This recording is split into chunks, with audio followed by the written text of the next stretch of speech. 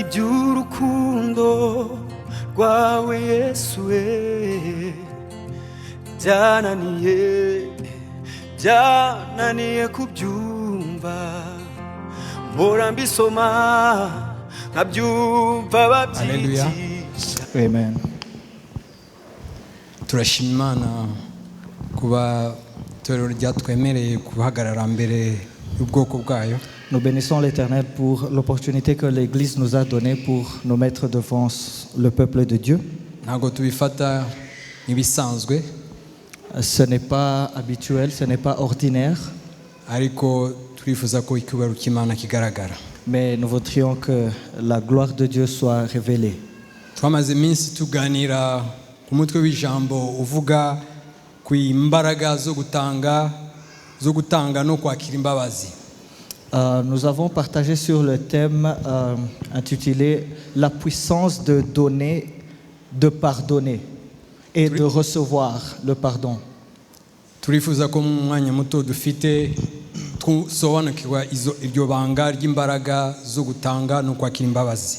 En peu de temps qui nous reste, nous voudrions parler sur ce thème-là, donner le pardon et recevoir.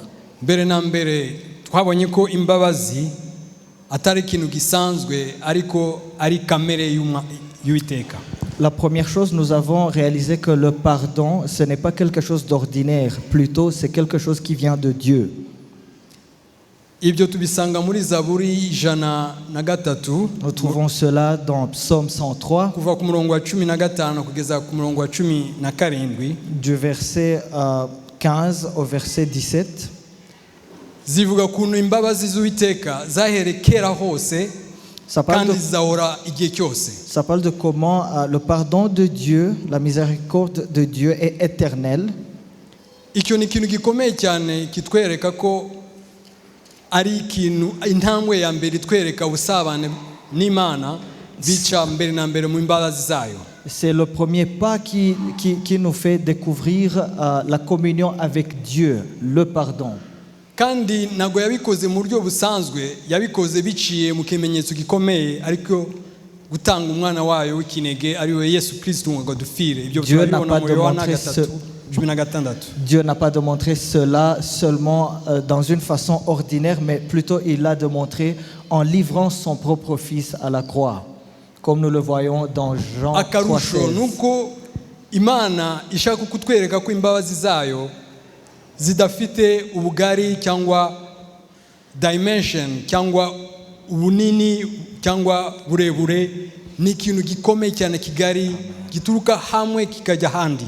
Amen. Cela nous aide à découvrir comment et combien le pardon de Dieu est quelque chose de très immense. Ça n'a pas de grandeur, ça n'a pas de hauteur ou de dimension qu'on puisse mesurer. Icyo tusomye muri Yesaya igice cya mbere kuva ku murongo wa 18, si on puisse lire dans Ésaïe chapitre 1er verset 18, turumva kuntu ubutumwa umuhanuzi Yesaya yabonye nuko Imana itwereka ibara ryijime ari umutuku, ikatwereka n'ibara ryera ariyo igwereka kweruzwa kw'Imana. Et cela dans Ésaïe 18 nous démontre la puissance et la perfection de Dieu lui-même. Ni kuvuga ko urukundo rw'Imana ruciye mu mbabazi zayo no gukurwa kw'ibyaha byacu kuva ku mutuku kugera ku kwera, nibyereka dimension cyangwa ubugari bw'urukundo rw'Imana biciye mu mbabazi zayo. Dieu, selon ce passage, Dieu nous démontre la dimension de son amour, comment il peut sortir du rouge qui ressemble au sang et vers le blanc qui démontre combien il peut essuyer nos péchés. Irindi banga nuko imbabazi gutanga imbabazi atari amahitamo. Un autre secret, c'est que donner le pardon, ce n'est pas un choix à faire. N'amabwiriza twahawe n'Uwiteka. C'est un ordre qui nous a été donné. Ibyo tubireba muri Luka 17 murongo wa 3 kugeza ku murongo wa 4. Nous verrons cela dans Luc 17 versets 3 et 4. Biratwereka ko gutanga imbabazi ari inshingano twahawe n'Uwiteka. Cela nous montre que pardonner, c'est un devoir que nous avons reçu de Dieu. Muri Matayo gatandatu umurongo wa 12 Selon Matthieu 6:12, tubikuye mu isengesho Yesu yigishije intumwa ze, prenant cela de la prière que Jésus lui-même a enseignée à ses uwo murongo disciples. turawuzi neza ko Uwiteka cyangwa Yesu Kristo yigisha intumwa ze abiga ngo musaba Imana ko atubabarira ibyaha byacu nk'uko tubabarira abaducumuye. Vous avez vu comment Jésus a enseigné à ses disciples à prier quand il a dit Seigneur, pardonne-nous nos offenses comme nous pardonnons ceux qui nous ont offensés. Murabona ko ari ihame rikomeye cyane gutanga imbabazi. Et vous voyez que c'est un grand pas, pardonner. Irindi banga nuko gutanga imbabazi rifite ikiguzi. Et un autre secret, c'est que pardonner a du prix. Kubera iki? Kubera igihe ufite igikomere wababajwe n'umuntu wakoze ku mutima wawe mu buryo bwo kukubabaza, biba nk'umutwaro. Pourquoi est-ce que ça a du prix? C'est parce que quelquefois il y a quelqu'un qui vous offense et ça vous fait très mal et vous avez l'obligation de pardonner. Etape yo gutanga cyangwa intambwe yo gutanga imbabazi bisaba ikiguzi. Alors cette étape de parvenir au pardon, ça demande du prix.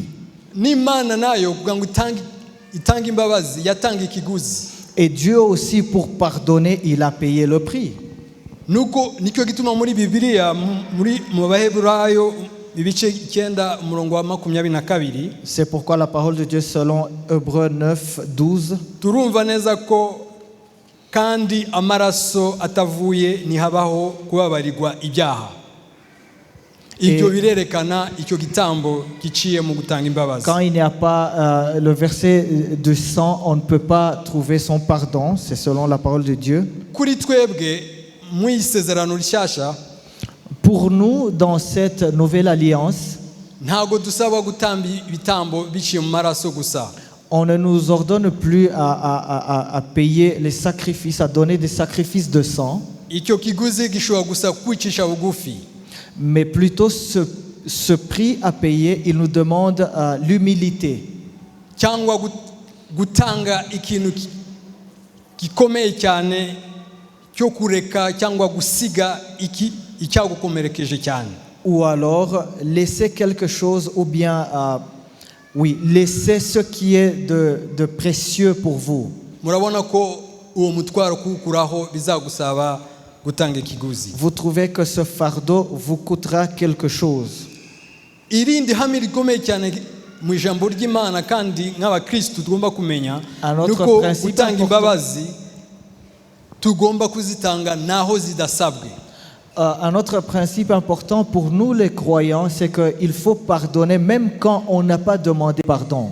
Twese tuzi neza ko gutanga imbabazi umuntu aba yitegereje ko bamusaba izo mbabazi. Turabibona neza mu buzima busanzwe. Nous savons tous très bien qu'avant de pardonner, on s'attend à ce qu'on vienne nous demander pardon. Dufate urugero igihe umuntu yakubabaje. Nous prenons un exemple quand quelqu'un vous offense. Uba utari wamubabarira mutari mwaganira.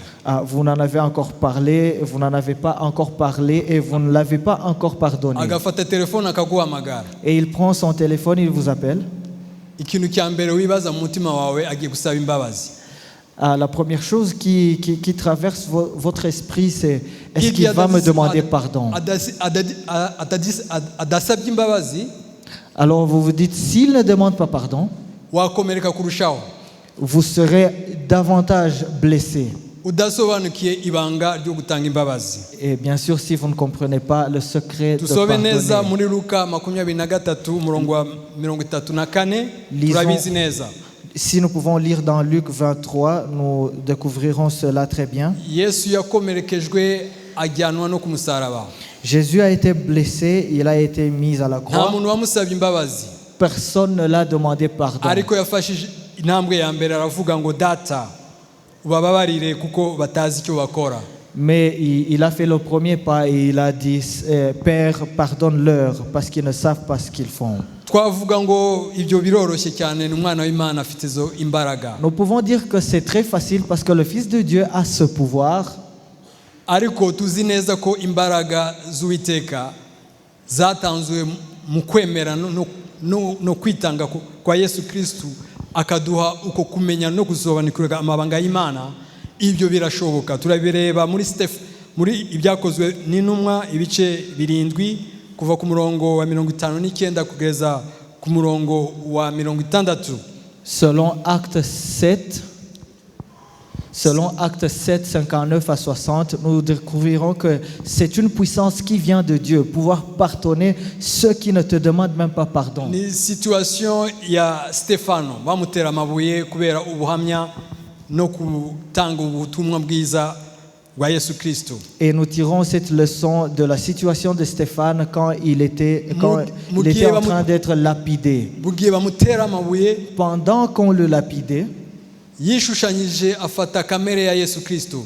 Il a pris le caractère de Christ Avuga iryo jambo nawe. et il a prononcé les mêmes paroles. Ubababarire kuko batazi icyo bakora. Pardonne-leur car ils ne savent pas ce qu'ils font. Mu ibanga rikomeye nk'abakristo birashoboka dufite imbaraga z'Umwuka Wera gutanga imbabazi Vous zidasabwa. comprenez très bien. Ayant l'Esprit de Dieu, ça c'est un secret qui est très possible. Pardonner. Irindi banga ryo gutanga imbabazi turibaza ese gutanga imbabazi ndazitanga kangahe? 1 2 3 4.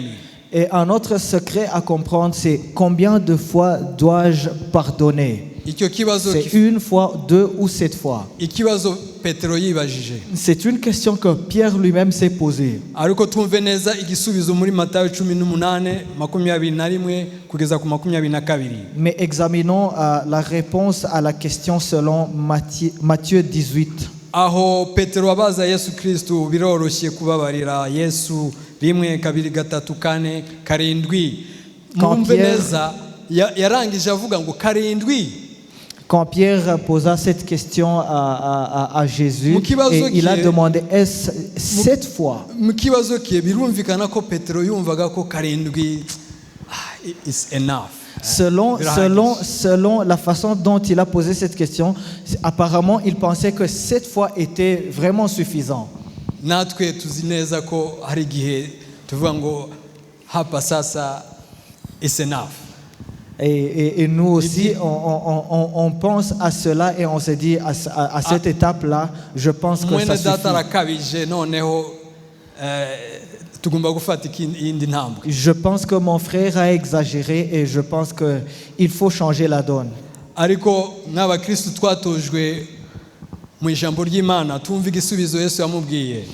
Mais nous étant chrétiens qui sommes éduqués selon la parole de Dieu, examinons la réponse de Jésus. Il a fait ses mathématiques spirituelles.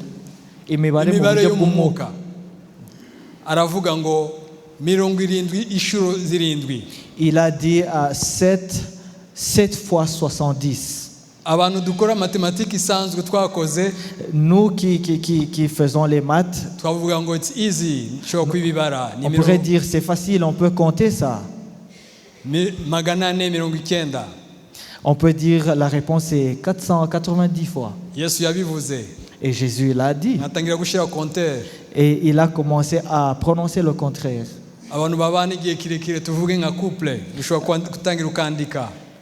Pour les gens qui vivent longtemps ensemble, par exemple un couple, et vous pouvez commencer à prendre note. Il y a des circonstances où vous pouvez vous retrouver à 490.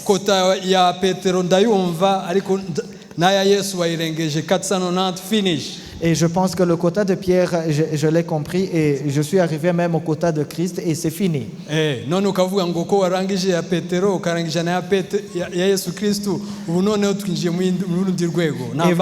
vous pouvez vous dire, comme on a fini le quota de Pierre et celui de Christ, et là on ne peut plus continuer. On peut plus avancer.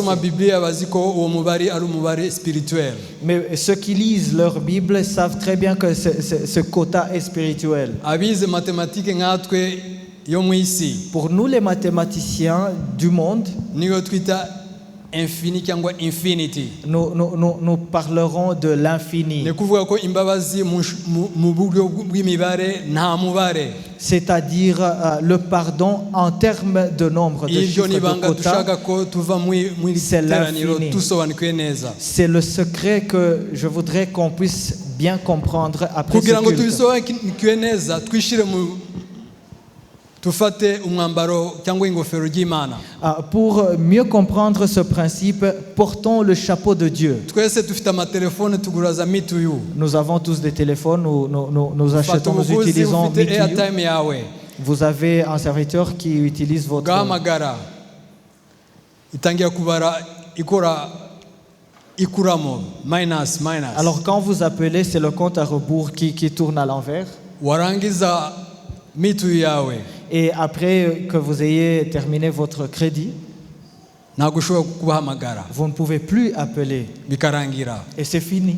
Twibaze Et posons cette question. natwe twinjiye muri mibare tukanga iyo infini spirituel Imana ikaduha kota ikavuga ngo urakijijwe uyu munsi.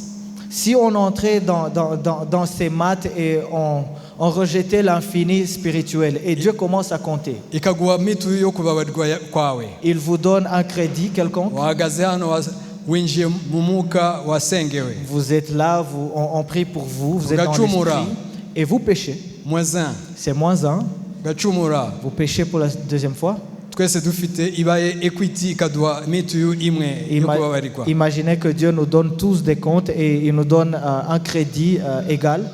Ni bande bazirangije Qui est-ce qui s'en sortirait? mwarabaze Qui est-ce qui a fini? kubera iki mutabara Pourquoi est-ce que vous ne comptez même pas? kubera iki mutabara ngo mugere kuri 490 Pourquoi est-ce que vous ne comptez pas jusqu'à 490? magana ane mirongo icyenda 490. ikuye muri ya jambo navuze. C'est selon l'écriture que nous avons lue. Kubera igihe mwemeye Yesu Kristo Parce que quand vous avez accepté Christ, iryo hame rya infinity ryinjiye mu mutwe. ce principe d'infinité est Mwemeye ko entré dans Imana ari votre Imana esprit. itanga imbabazi zitabarwa.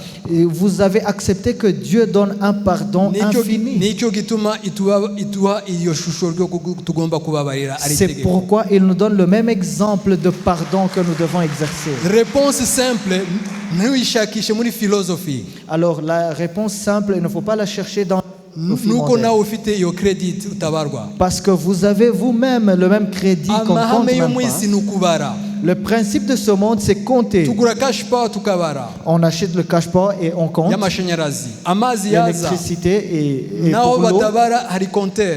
Quand on ne compte même pas, il y a un compteur. Wacunga bakakubwira ngo urengeje ibirometero 80 ku muhanda baraguca fine. Nous avons aussi des tickets qu'on donne Ibintu byose sur byo les mu isi routes. bifite counting, bifite numbers. Toute chose est très bien Ariko mu comptée. buryo buhambaye twahawe iryo banga ryo kuhabwa imbabazi mu buryo butabarwa. Mais nous avons été donnés ce principe, ce secret de Nicyo pardonner gituma jusqu'à ari l'infini. inshingano yacu nk'abakristu C'est pourquoi c'est notre Umenya devoir ko comme chrétiens tugomba gushyira mu bikorwa iryo banga. qu'il faut qu'on puisse pratiquer ce secret.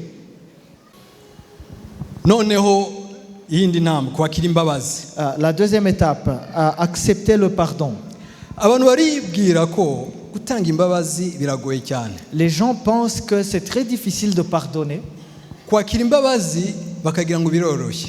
mais ils pensent aussi que accepter le pardon est très Ducukumbuye facile. neza Mais si on peut creuser là-dedans, udasobanukiwe ijambo ry'Imana. Udasobanukiwe ijambo si ry'Imana. on ne comprend pas la parole de Dieu, No kwakira imbabazi byakugora. il est aussi très difficile d'accepter le Kuko pardon. no kwakira imbabazi Parce que même accepter le pardon, nabyo ni ubuntu duhabwa n'Uwiteka. c'est une grâce qu'on reçoit de Dieu lui-même. Ibyo tubibona kenshi cyane abantu bafite ibikomere Et nous le voyons souvent avec les gens qui ont des blessures émotionnelles akababarirwa et elles ont été ariko pardonnées, nabohoke. mais ne sont jamais libres. Ushobora no kumutumira mu rugo ukamuhora Vous pouvez inviter ce genre de personnes à la akavuga ngo maison narahemutse. et elle vous dit qu'elle a changé, Izi mbabazi ntabwo nzikwiriye. mais elle vous dit qu'elle ne mérite pas ce pardon. Agashaka kugura izindi Et mbabazi. elle essaie d'acheter ce pardon. Niba ari umukire akaguha za kado. Si c'est un riche et elle vous offre, Niba ari umuntu udashobora kuyikorera cadeaux. akakuganduka. si c'est quelqu'un qui ne peut pas vous donner quelque chose, il peut, Akicisha il peut bugufi se kugira ngo soumettre gusa devant ngo vous. arashete. Il se soumet pour se racheter. Ariko bene data uko ni ukwibeshya. Mais cela, on se trompe sur ce sujet-là. ni ugusenga imbaraga zo kwakira imbabazi nazo Il faut zikakuzamo. prier pour avoir cette puissance, cette force d'accepter le pardon. Reka dukoreshe ijambo ry'Imana turebe. Utilisons Fata la urugero parole de Dieu. rwa mbere rwa Yuda. Nous allons prendre l'exemple de Judas.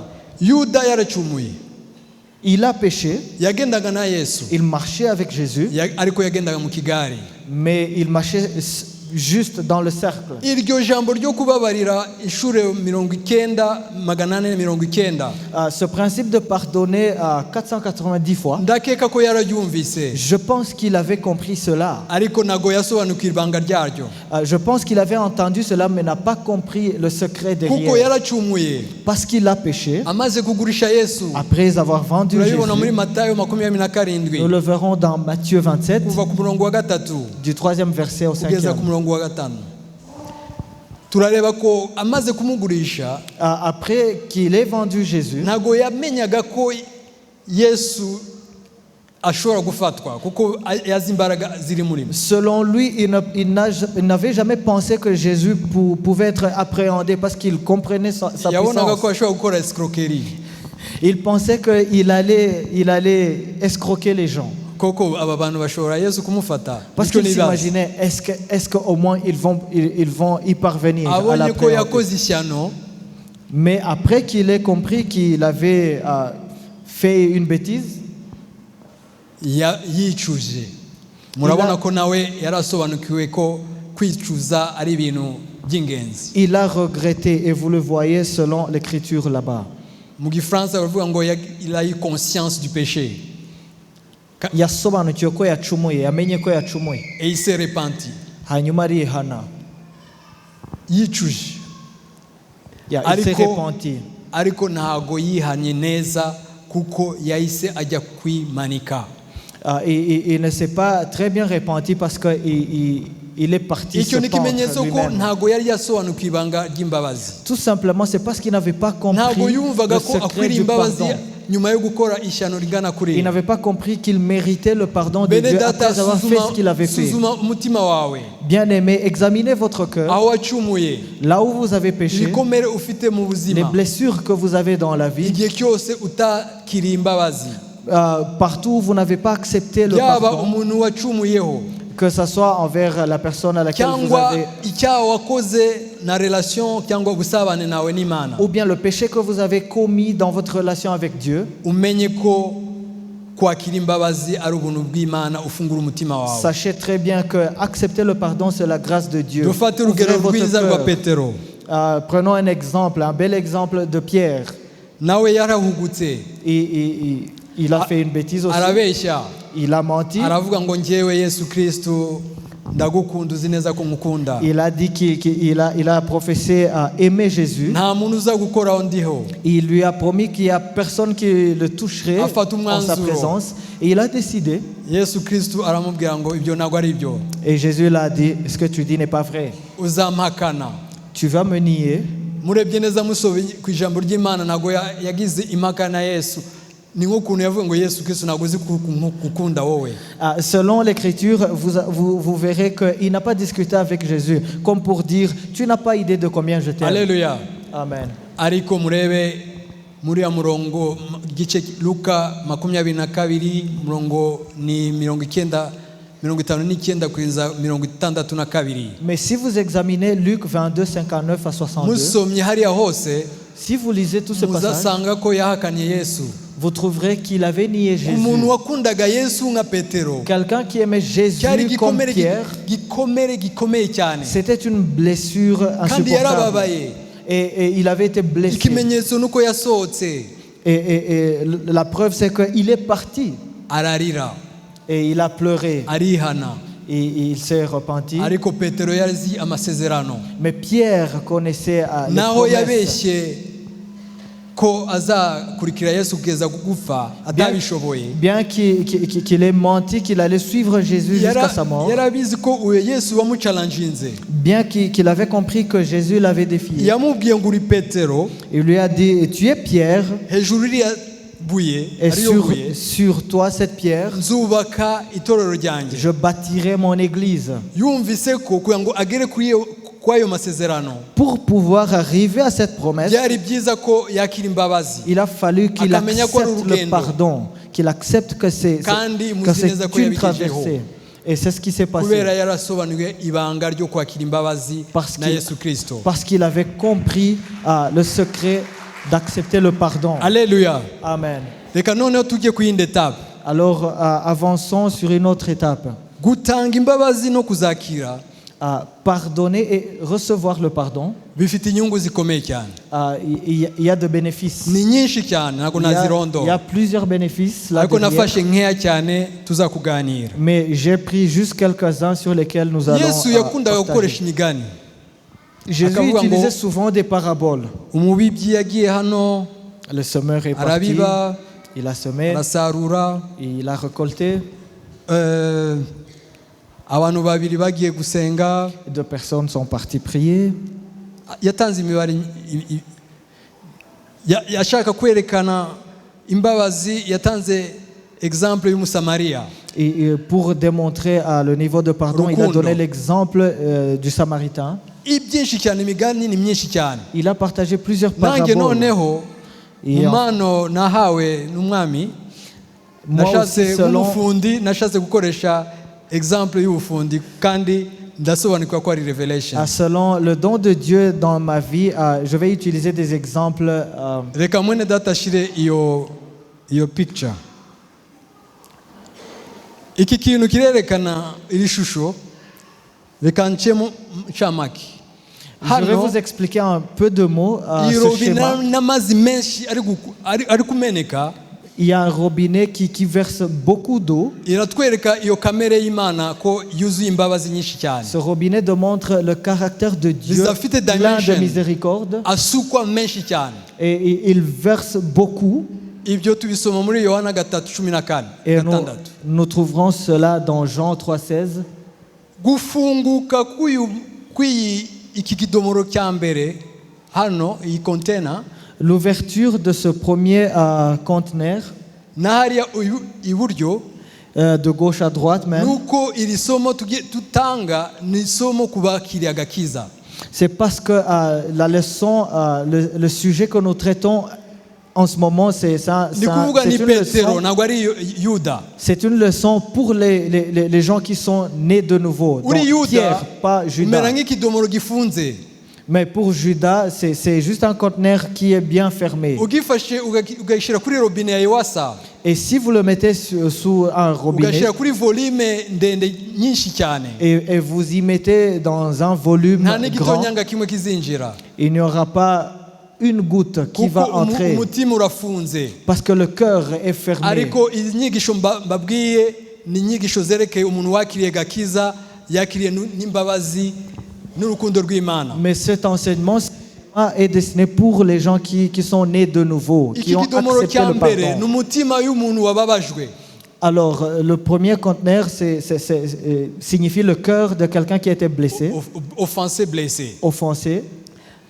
Iki kidomoro cyo mu buryo ni Le umuntu deuxième. wahemutse. Le deuxième conteneur montre quelqu'un qui a offensé wababaje quelqu'un, uwundi. qui a offensé quelqu'un d'autre. Nyuma uyu muyoboro bahuza Alors, celui qui est au milieu, qui les relie, les deux, ni ihurizo mu gakiza bafitanye. c'est juste un différent entre eux selon leur foi, Hatabayo kubabarira no kwakira imbabazi.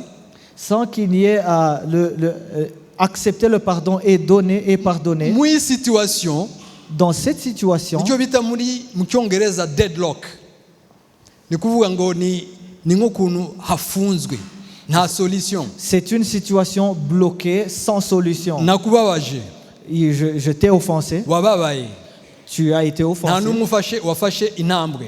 Il n'y a personne qui fait un pas. Dusobanukire ibibaho noneho. Alors nous allons découvrir ce qui va se passer. Ni ukuvuga umutima wababajwe utababarira uba ufite leakage, uba ufite ahantu hatobotse, urwo rukundo rw'Imana rutashobora kuzura, kuko Imana amasengesho yawe, amaturo yawe, muribuka neza ko bavuga ko igihe ushakse gutanga ituro ufitanye ikibazo n'umuntu genda ukemure icyo kibazo maze ugaruke utange ituro ryawe.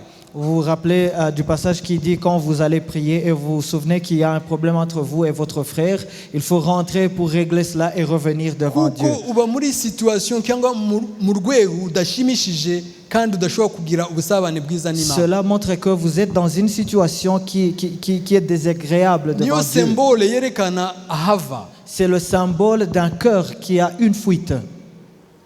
Uyu muntu uri hafi ni umuntu wababaje azi neza ko yakoze ikibi ariko nta opportunity yo kubabarira cyangwa kwakira imbabazi yagize arava cyane. Le deuxième démontre que c'est quelqu'un qui a offensé l'autre mais qui ne trouve pas d'opportunité pour accepter le pardon. Iyi situation kabiri nayo ni kimwe.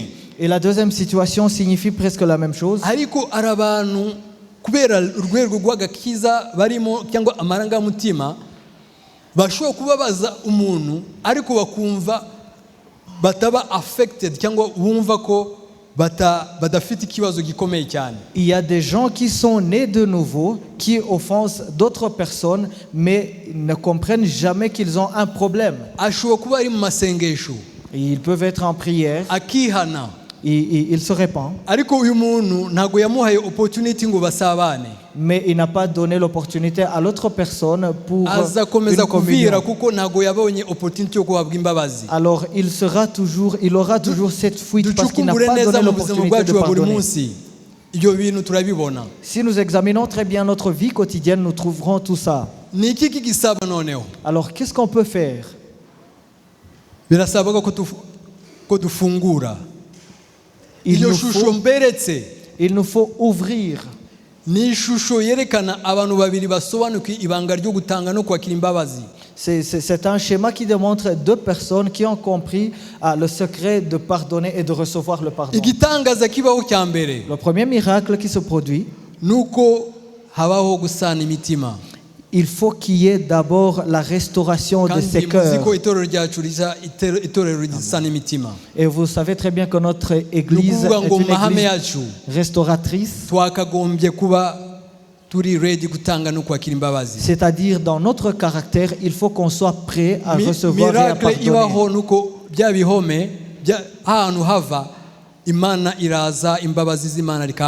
Amen. Le premier miracle, c'est que Dieu vient pour fermer les fuites. Je veux vous partager une parabole. C'est la parabole de l'enfant prodige. Dans Luc 15. Kuva ku murongo wa 11 kugeza ku 20 ndashaka ko twasoma neza ko mfite kuntu nshaka kwerekana ko abasobanukiwe umwana nase basobanukiwe iribanga. Je voudrais qu'on lise ce passage pour pouvoir comprendre ce passage. Nous allons lire dans Luc 15 du verset 11.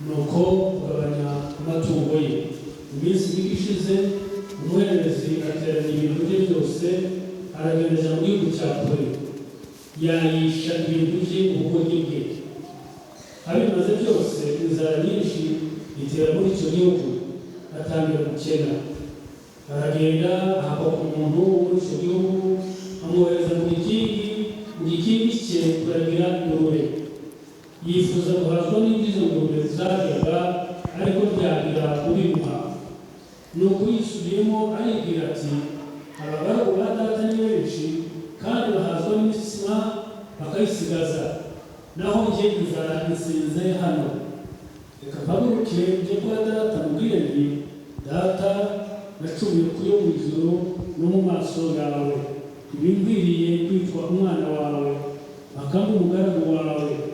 Arahaguruka ajya kwa se agituka kure saramubona aramubabarira arirukanka aramuhobera aramusoma. Uwo mwana aramubwira ati data nacumuye ku yo mu ijuru no mu maso yawe ibikimbiriye kwitwa umwana wawe ariko se abwira abagaragu bati mwihute muzane umwenda uruta iyindi muwumwambike impeta ku rutoki n'inkweto mu birenge muzane n'ikimasa kibyibushye mukibage tujye twishime kuko uyu mwana wanjye yari yarapfuye none akaba azutse yari yarazimiye none dore arabonetse nuko batangira kwishima. Amen. dushatse gusobanukirwa ibanga ryo gutanga imbabazi no kuzakira, uyu mugani niwo mugani umeze nka conclusion. Cette parabole est une belle conclusion pour pouvoir comprendre Murabona le ishusho rya secret se. derrière le pardon, Se recevoir umwana et yari donner le afite pardon. umutima witeguye kubabarira. Vous voyez très bien que le père avait un cœur qui était prêt à pardonner. Ikimenyetso nibyo igihe abonye umwana we, Et la preuve est que quand il a vu son fils, yahise yihuta ni ukuva hano ajya hariya afungura iyo robine. la première chose qu'il a faite, c'est qu'il est parti ouvrir le robinet, Kumuhobera l'embrasser. yari symbole yo kumuha imbabazi atavuze. C'était un symbole de le pardonner sans pourtant parler. Ariko mwumve kwakira imbabazi. Mais regardez comment il a fait pour accepter le Naho pardon. umwana yari umwana w'ikirara, Même si l'enfant était un fils yari amaze perdu, gufata intambwe yo kwicuza. il avait déjà pris la première étape de Murumva ko guhabwa repentance. kutangwa no cyangwa kwakira imbabazi hari intambwe yo kwicuza. Donc avant d'accepter le pardon, il y a la première étape qui est Nicyo gituma se ntabwo repentir. yabifashe for granted, ntabwo yafashe ko ari ibintu bisanzwe. C'est pourquoi il ne l'a pas pris pour gain. Yicishe bugufi yumva ko adakwiriye no kuba umwana w'uriya mugabo. Il s'est soumis en pensant qu'il ne méritait même pas d'être le fils de Aruko cet mwumve homme. neza bene data reaction ya papa we. Mais regardez bien aimé la réaction de son père. Mushakishe muri ya texte yose. Cherchez dans tout ce texte. Nakoze uwo mukoro. J'ai fait cet exercice. Ntabwo yavuze ngo ndakubabariye. Il n'a pas dit je te pardonne. Mwashake ntabwo muzabona. Vous allez chercher, vous ne trouverez Kuko pas ces imbabazi paroles. yari amaze kuzitanga mbere. Parce que le pardon, il avait déjà Kubera donné. gusobanukirwa iryo banga ryo gutanga imbabazi batazisabwe. Parce qu'il avait déjà compris qu'il devait pardonner avant qu'il ne soit Ari demandé. umupapa usanzwe Mais si c'était un père ordinaire, yari gutegereza iyo moment icyo gihe. il aurait dû attendre le moment, il aurait dû attendre qu'on lui demande pardon. bugufi yicaye mu fauteuil yo muri salon. Qu'il se mette dans sa chaise, qu'il attende, Kure amureba kure. de loin, en le regardant de loin, Agatuma umukozi. et envoyer son ouvrier, Mubwire icyo kirara. aller dire à cet enfant Gihagare perdu, turebye neza plan yacyo na strategie gifite. qu'on l'examine, qu'on le regarde s'il a un Akaza plan akamureba quelconque, neza akamusuzuma. pour l'accepter et Yitegura ko l'examiner yitegura ko afukama. avant, et en se préparant qu'il se soumette devant lui, kugira ngo yumve neza ko umwana yasabye qu'il se imbabazi. réjouisse que son enfant lui a No demandé mwisi pardon. tufite izo code. Et nous avons la même mentalité Tufite dans ce izo monde. code, ari gusaba imbabazi, ari code na transaction cyangwa ubusa, hari ibimenyetso dushaka ko bigaragara byerekana ko hanze basabye imbabazi. Dans le système mondain, nous avons ces codes que nous utilisons pour démontrer qu'il y a des transactions qui doivent être faites. Abashakanye bazi neza ko ari umugore ashobora gutangira agakora udukode ukumva ko ari etape yo gusaba imbabazi. Pour les mariés, peut-être la dame doit passer certains codes. Vous commencez à très bien faire la cuisine, la propreté. Gift. Vous pouvez donner des cadeaux. Niba ari umugabo ashobora kuba guhindura even ijwi. Si c'est le mari, il peut même changer sa voix, le ton de sa voix. Ukamutuma wa wundi udasobanuka utemera no kutumwa ukabona uramubwira ngo ngwino sha agahita aza yiruta. Si c'est l'enfant qui ne veut pas qu'on le... ashaka kunegocier pardon. Parce qu'il veut tout simplement négocier le Ariko iyo pardon. pardon yari unnegotiated pardon. Mais le pardon que le Père a donné, c'était un pardon qui n'avait pas été négocié. Yarahugutse. Et le Père s'est levé. Kubera urukundo rwa rundi tuvuga muri Yohana 3:16. À cause de l'amour qu'il nous a démontré dans Jean Yesu nago 3:16. yavugaga imigani. Jésus ne partageait pas seulement Yatwerekaga des iyo paroles. attitude yo kamere y'Imana. Il nous démontrait le caractère de Yo Dieu. kwihuta. Que Dieu est Noneho très rapide. devoir cyangwa umukoro nshaka ko dufata twese. Alors le devoir que je voudrais qu'on comprenne, qu'on fasse, Igihe uri muri situation y'uwakomeretse quand vous vous retrouvez dans la situation de quelqu'un qui a été blessé, cyangwa uka mu situation y'umuntu wakoze amakosa ou bien vous êtes dans la situation où vous avez blessé quelqu'un, n'abakristo ntago umwe agomba kuhagarara. étant chrétien, on ne peut pas se mettre là. Nitwiruke twese dusanze niba ari telefone asange nawe uri kukompoza. Il faut courir Mwene vers data ko l'autre. wambabariye twahura ahantu hamwe tukaganira kwiki Si kibazo c'est par cyacu. rappel, il faut que vous le lui disiez. Kuko Bien aimé, est-ce qu'on ku peut se voir? cyumweru ijambo ry'Imana riravuga ko ninza gutanga ituro ryanjye mu iki gikapu cyangwa igitebo. Parce que la parole de Dieu igiseke, dit que si je dois venir donner mon offrande dans ce panier, igitambo cyanjye kizaba imfabusa. mon sacrifice sera inutile. Kuri iyo mpamvu Alors pour cette raison, ushobora kugira izindi mpamvu. Iyo ni example natanze. c'est juste un exemple que j'ai Nashaka donné. kuguhamagara Je voudrais juste appeler nawe ugasanga nawe arimo kwitegura et vous trouvez qu'à l'autre côté, il voulait aussi. mugahura hahandi nk'ikirara na s'apprêtait. papa we. Et vous allez vous retrouver au milieu. Hariya hantu niho habaho miracle, habaho igitangaza. C'est là où se produit le miracle. Umutima urafunguka Le cœur est ouvert kuko parce que yari hamwe yo kuvuga ngo utubabarire ibyaha byacu kuko tubabarira ibyaha byawe birababarirwa mu kubabarira. Parce que le principe qui dit pardonne-nous nos offenses comme nous pardonnons ceux qui nous ont Inyungu ya offensés. mbere ni Vos offenses sont kugira pardonnées. opportunity C'est yo le premier kubabarirwa. bénéfice. Utababariye ntabwo uzategereza imbabazi. Si vous n'êtes pas pardonné, si vous ne Inyungu ya pardonnez mbere. pas, Iriya nyungu n'attendez pas que vous soyez pardonné. kwibara birakomeye cyane. Alors c'est très difficile de mesurer ce bénéfice. Ariko inyungu yindi ni ya nyungu yo kubohoka Mais y'ibyishimo. le deuxième bénéfice, c'est la restauration. Ibyo bishimo se yabimenyeye yagiye afata ikimasa aragenda umwana atamusaba yamuhaye kado. Uzi gutanga kado umwana gusa atagusabye imbabazi wazimuhaye wenyine hanyuma gutangira gukora fete.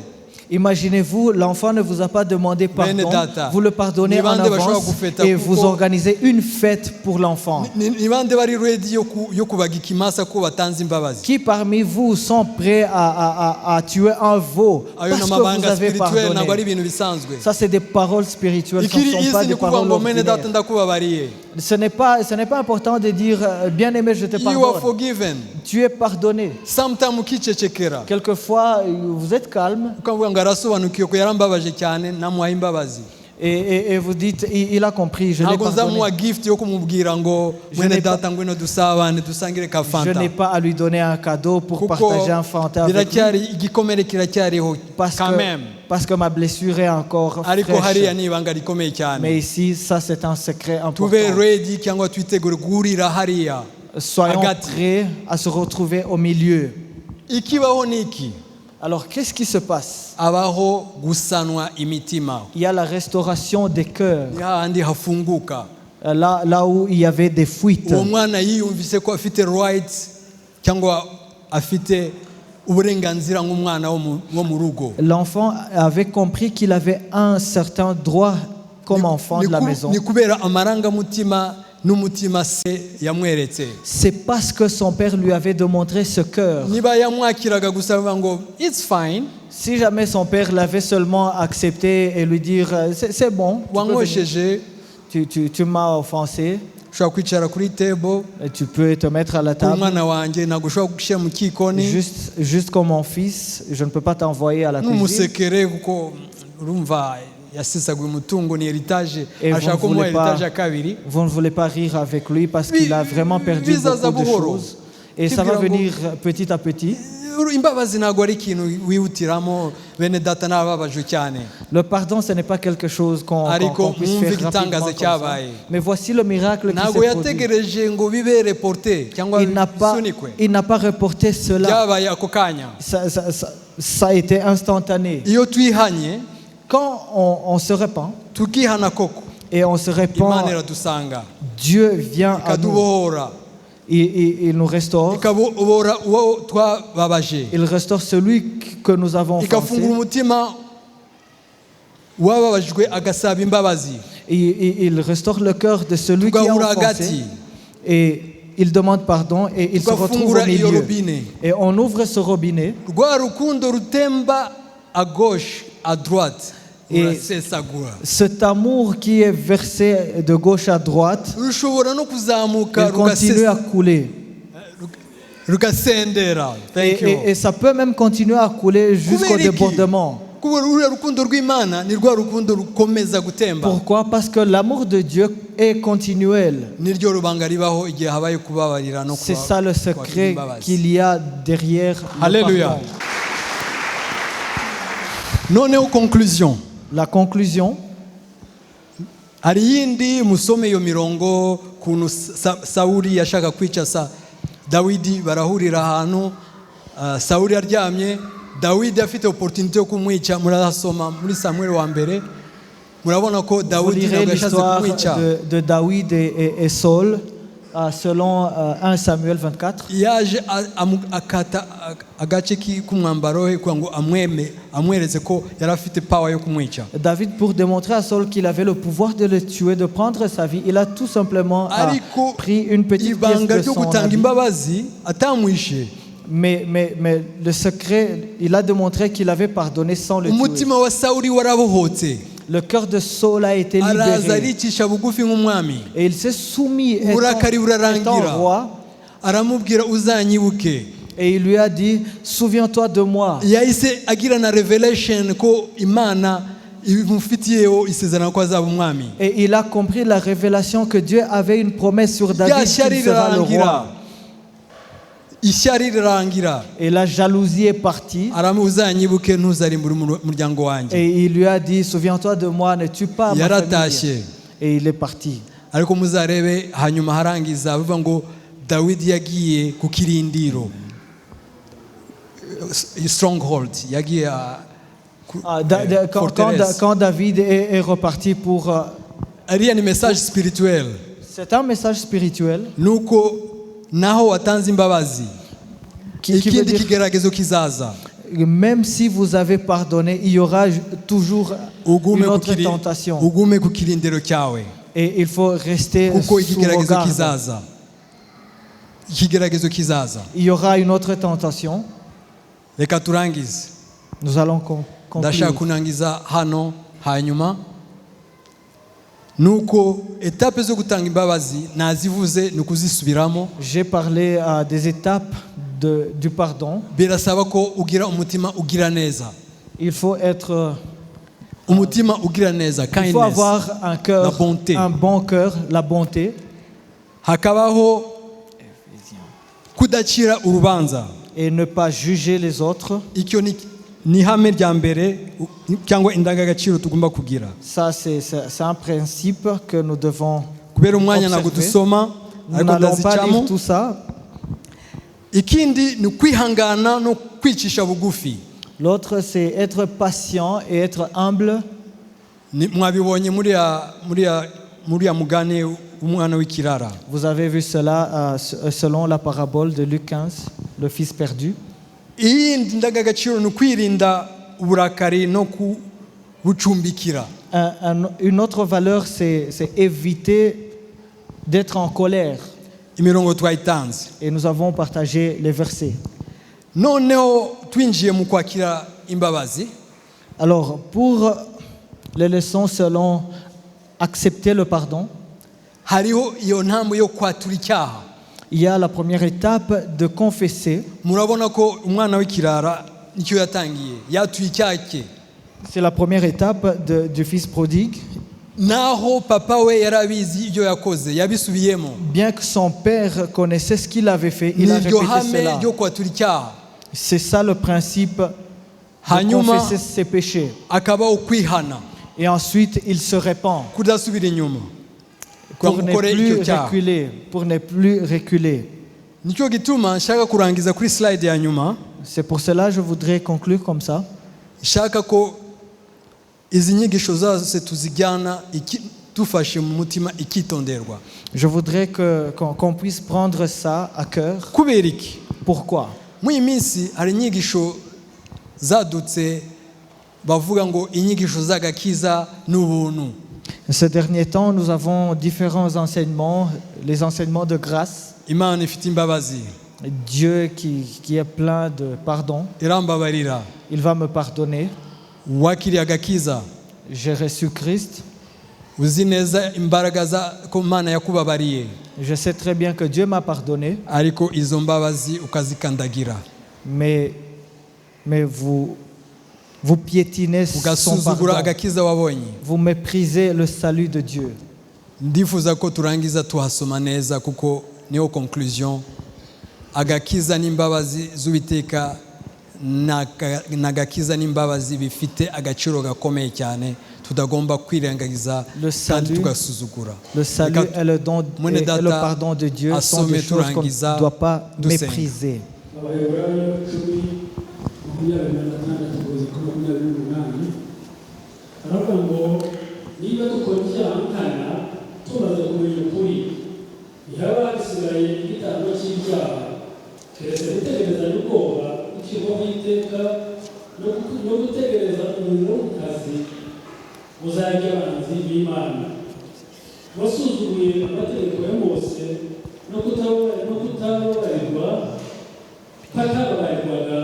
ahubwo bakamwica abagabo babiri cyangwa batatu bamushinje ntanswe ukandagiye umwana w'Imana agakereza amaraso y'isezerano yamwegesheje agahenura umwuka utanguye umubwire ngo azaba akwiriye igihano gikabije cyane kuruta bya bindi.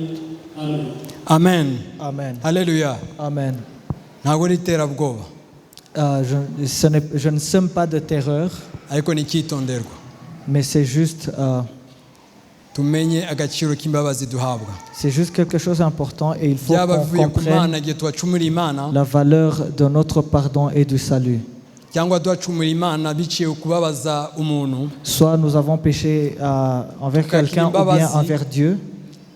twihane Si nous voulons recevoir le péché, le pardon, umwuka wera adufashe dukure mu il mwuka faut qu'on se repente, que le Saint-Esprit nous aide n'igihe de byabaye grandir. tukamenya ko ari tugomba kwifata nka Petero Et quand ça se passe ainsi, il faut qu'on puisse faire comme Pierre a fait, tugasobanukirwa amasezerano yacu, qu'on comprenne nos promesses imitima yacu ikubakwa twuzuye imbabazi kandi tuzitanga, et que nos cœurs soient affermis et soient remplis de pardon kandi et qu'on puisse tukagira n'umutima pardonner. wakira imbabazi. Et qu'on ait des cœurs qui reçoivent le pardon. Imana ishimwe. Dieu soit glorifié. Ndarangije nsaba ibintu bibiri. Je conclus en demandant deux choses. Ndifuza ko dusenga Imana iduha umutima wo kutanga no kwakira imbabazi. Je voudrais qu'on prie que Dieu nous donne le cœur qui pardonne et qui reçoit le pardon.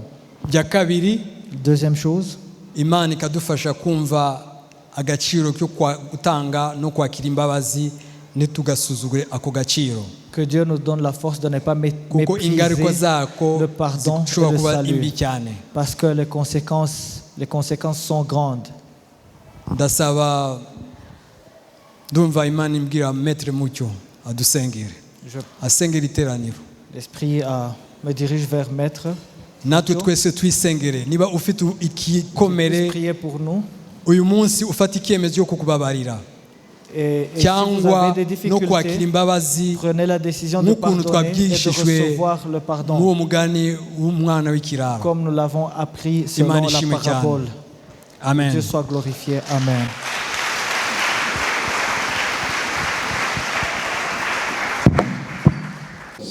Nous allons nous lever et prier.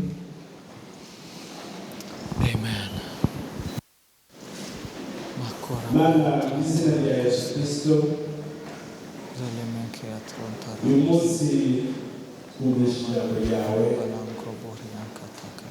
ndahamya neza ko hari icyo waganirije muri saha zihereyeho kandi ijambo ryawe ntabwo ryaje ubusa hari impamvu ryaje iryaje riza ni ukugira ngo risohoze umugambi wawe, ni ukugira ngo ritwigishe, ni ukugira ngo ridukosore. Niyo mpamvu kuri iki gicamunsi Mana turushimire yawe icya mbere dusaba imbabazi. Hari byinshi byatunaniye, byinshi bitunanira. Muri ibyo yaravuze ngo gerageza uko nshoboye kwibuza inama n'ibyaha, ariko ngo buri gihe byibonamo. Niko bitugendekera buri gihe, ariko ndashima kuko ijambo ryawe rivuga ngo dushobozwa byose na Kristo uduha. Ijambo ryawe twumvise umunsi wa none, turasaba ngo ntirisigara, ridukosore buri wese, kandi guhera uyu munsi tubashe kugira imbaraga zituma dutanga imbabazi ndetse n'izo kwakira. Urakoze Mana kubwira ijambo ryiza waduhaye, kandi urakoze ko uzaduherekeza mu nzira yo kurishyira mu bikorwa kugira ngo rizaduhindure, tubashe kubabarira nk'uko nawe ubabarira. Umukozi wawe Dr. Elias wakoresheje mu mugisha, urusheho kumusiga kugira ngo n'ubutaha uzamukoreshe. Ariko twizeye kuko hamwe n'Umwuka Wera tuzashozwa, kandi ijambo twumvise umunsi wa none tukaribamo, kugira ngo abo hanze, abatubona, abo tubwiriza agakiza bazamenye ko hari itandukaniro hagati y'abakumenye n'abatarakumenya.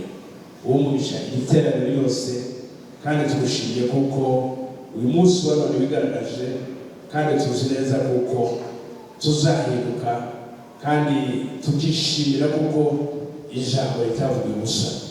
Byose tubisabye mu izina ry'Umwami wacu Yesu Kristo. Amen. Amen.